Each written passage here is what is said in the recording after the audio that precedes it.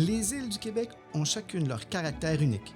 Anticosti, les îles Mingan, Sept-Îles, l'île aux Grues, l'île aux Coudres, Grosse-Île, l'île d'Orléans et les îles de la Madeleine. Je m'appelle Éric Faneuf et je suis anthropologue-archéologue depuis presque 30 ans. Je vous invite à me suivre et faire le tour des îles, découvrir leur beauté, leurs habitants et leur histoire.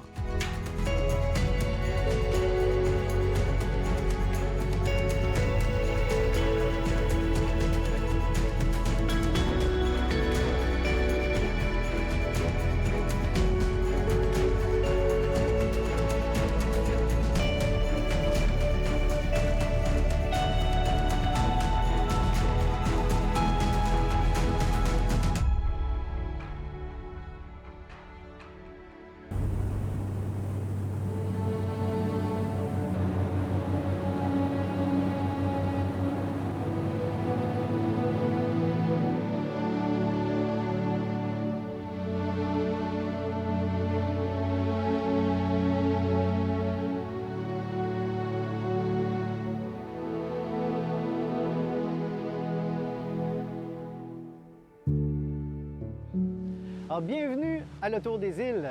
Vous avez derrière moi la chute boréale. Nous sommes à Anticosti, la plus grande île du Québec. Alors ensemble, on va voir ses incontournables, rencontrer ses gens, parler de son histoire, voir ses naufrages. Alors, je vous invite à venir faire le tour avec moi.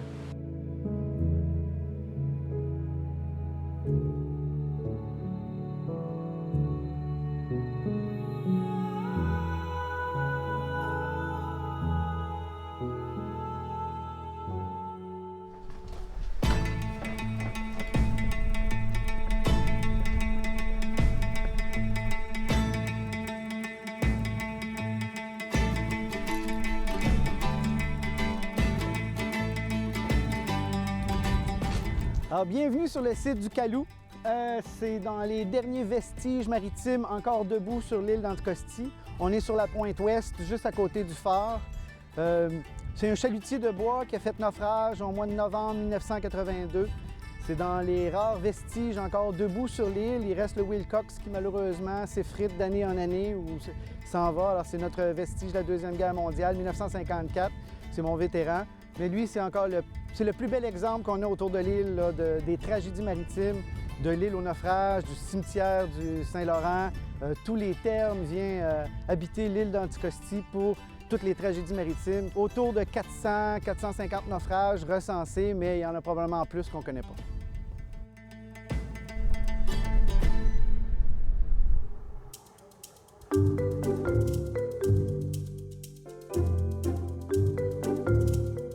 Hey Sonia, c'est quoi les incontournables à faire ici sur l'île d'Anticosti? Les incontournables, bien, il y en a plusieurs, assurément.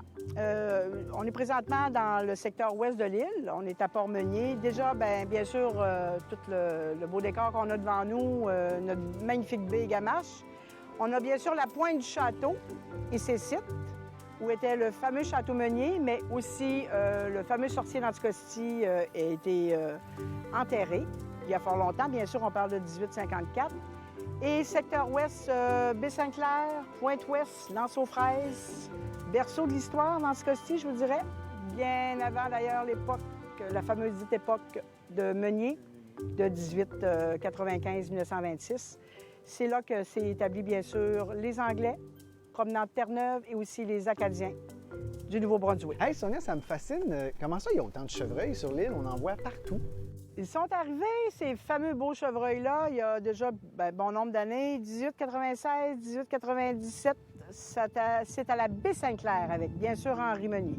Comme on sait, Henri Meunier, c'est bien sûr principal propriétaire dans ces années.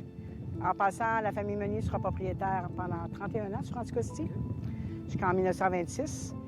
Et ce monsieur se cherchait une île pour en faire un domaine privé, oui, mais aussi un domaine de chasse. C'est ce qu'il a fait en introduisant, entre autres, bien sûr, le fameux cerf de Virginie. Mais il n'a pas introduit strictement cela. Il a introduit aussi l'orignal, le lièvre d'Amérique, aussi du castor. Le rat musqué fut introduit un peu plus tard. Par la suite, autre espèce fut introduite, mais il n'y en a plus du tout. On parle du wapiti, du renne. Il ne faut pas oublier les espèces indigènes qui étaient déjà présentes. On parle bien sûr de l'ours noir, du renard roux, de la martre d'Amérique qui n'est plus non plus, comme de l'ours noir. En passant, si vous voyez un ours, hein, je vous dirais, prenez bien sûr de belles photographies. Il ne faut pas oublier les grenouilles. Les grenouilles ont été introduites par Meunier. Puis là, avec le chevreuil, est-ce que ça a amené, y a-t-il une industrie de la chasse? C'est l'industrie première sur l'île, oui, depuis un bon nombre d'années. On parle quand même depuis l'époque console, 1953. La chasse, bien sûr, s'est développée avec le temps. Bien sûr, l'ouverture de nouveaux territoires. C'est bien sûr plusieurs pourvoyeurs sur l'île. Il y en a 3. On parle de la pourvoirie du lac Geneviève, qui est bien sûr une coopérative qui appartient aux gens de l'île. Eux exploitent déjà depuis un bon nombre d'années, déjà un bon 30 ans passés, même plus. CEPAC Anticosti aussi, même chose. Et vous avez aussi, bien sûr, SAFER Anticosti, à l'extrémité est, qui exploite aussi, qui gère, bien sûr, des activités de chasse et de pêche. Ça, comme économie locale, on a la chasse, la pêche. Qu'est-ce qu'il y a d'autre? On parle de coupe forestière, bien sûr. Depuis, déjà 1995, la coupe forestière a débuté à nouveau. Parce qu'à l'époque Meunier, l'époque console, bien sûr, c'était l'exploitation de l'époque. Donc oui, c'est l'économie, c'est la deuxième. Puis la population, on est combien sur l'île? On parle de recensement autour de 200 quelques à l'année. Présentement, à la fin de l'année scolaire présente, 9 élèves. En septembre, ce sera 12 élèves qui entreront à l'école. Puis le tourisme? On assiste quand même à une augmentation de l'achalandage depuis bon nombre d'années. Cette année, bien, c'est à suivre, avec le contexte comme on sait qu'on connaît. Bien, oui, il y a des gens qui viennent quand même nous visiter, mais je vous dirais que, bien, comme on dit, les gens se sont gardés une petite gêne peut-être, mais il ne faut pas oublier qu'au niveau de l'accès à l'île, c'est quand même difficile. Oui, on y accède comment? Par avion, entre autres, mais aussi par bateau avec le Bella des Gagnés. Et cette année, bien, la décision fut prise que beaucoup moins de gens embarqueront sur le bateau. Donc, déjà là, ça limite. Eh bien, Sonia, merci beaucoup. J'ai hâte de visiter l'île puis d'aller vivre de mes yeux vus tout ce que tu me décris. Ça fait plaisir. Fait que je vous souhaite d'ailleurs un très beau séjour sur Anticosti.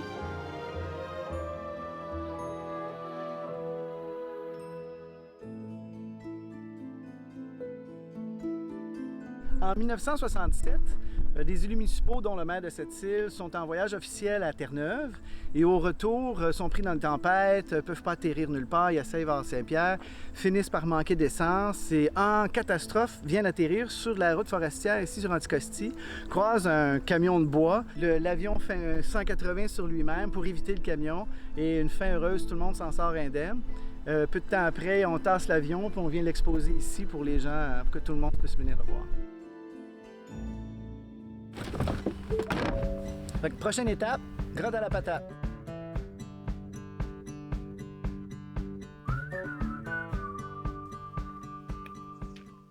Alors, on est dans le parc national d'Anticosti. On est à la grotte à la patate. Après avoir fait une petite marche d'1,5 km sur un sentier sinueux, on va aller visiter l'intérieur.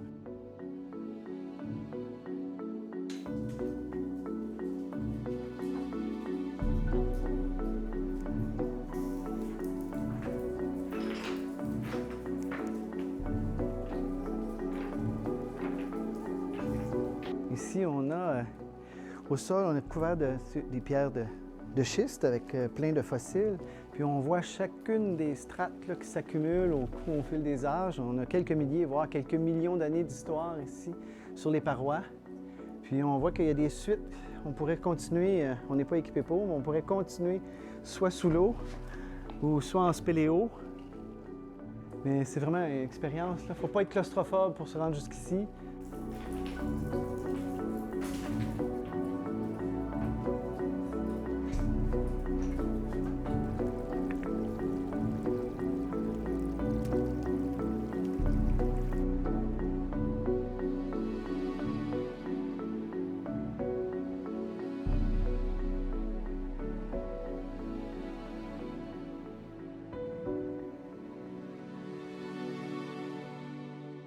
Partout où on marche, c'est des pierres de schiste, c'est du calcaire.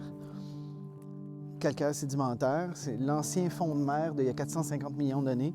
Fait que les routes d'Anticosti, partout où on regarde, veut pas, on a du fossile. puis ben, on est sur le bord de l'eau, fait qu'on a en plus des vestiges de l'ancien phare, ben, on a des vestiges de bateaux. Fait qu'on marche sur le fond de la mer d'il y a 400 millions d'années et plus. Et ça, c'est un restant du phare. C'est pas tout à fait la même pierre, mais tu vois, ici, là, ça a été bouchardé par... Il y a un artisan, il y a quelqu'un qui a travaillé cette pierre-là pour y faire une belle face plate. Ça, c'est assurément une pièce du phare ici de la Pointe-Ouest. Le même type qu'on retrouve partout, mais qui a probablement été exposé à l'époque. Puis, ce qu'on a, les coquillages qui existent encore aujourd'hui, on appelle les phollades, bien, eux, les larves viennent creuser des tunnels carrément dans la pierre. Puis, site archéologique où on avait des monticules de pierre basque, même type de pierre qui venait d'Europe. Puis, on retrouvait ce type de pierre-là. Puis, lorsqu'on creusait sous l'argile, sous le fond marin, la pierre était belle comme on retrouve là, mais celle qui était exposée était toute perforée comme ça. Fait que c'était... c'est là qu'on s'est rendu compte que, à force d'étudier et de savoir, que le coquillage venait creuser des tunnels dans la pierre. Je ne sais pas s'il mange le calcaire, mais il vient creuser des tunnels. Fait que c'est un coquillage qui mange la pierre. Par une matinée ensoleillée, on arrive au sentier du canyon de la Boréale. On devrait faire une petite marche d'à peu près 3,5 km pour se rendre au pied des chutes, puis on devrait avoir une super vue d'au pied des chutes.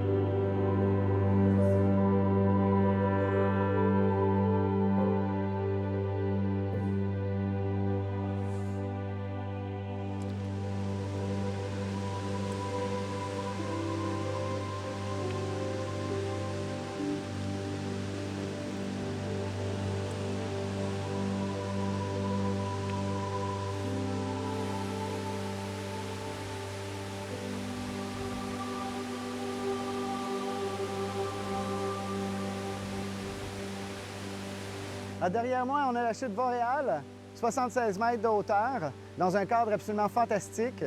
On peut voir tous les niveaux géologiques qui se superposent un par-dessus l'autre. Puis en haut, on a vraiment une délimitation entre deux aires géologiques où il y a eu une extinction de près 85 % de tous les animaux qui existaient il y a environ 400-500 millions d'années. On va aller se baigner après ça pour se rafraîchir un peu parce que quand même la marche de 2 km sur le lit de la rivière nous a bien réchauffé. Fait que je vous emmène plonger.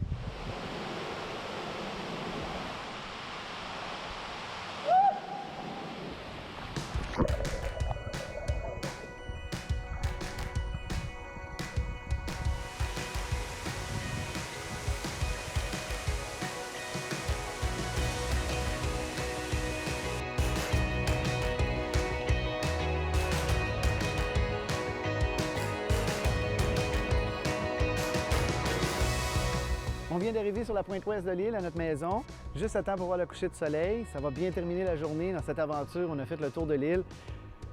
Que dire d'Anticosti? C'est bien la première fois où j'ai pu m'amuser avec les serres de Virginie, visiter des points fantastiques et merveilleux. Les gens sont trop accueillants. Que dire de plus?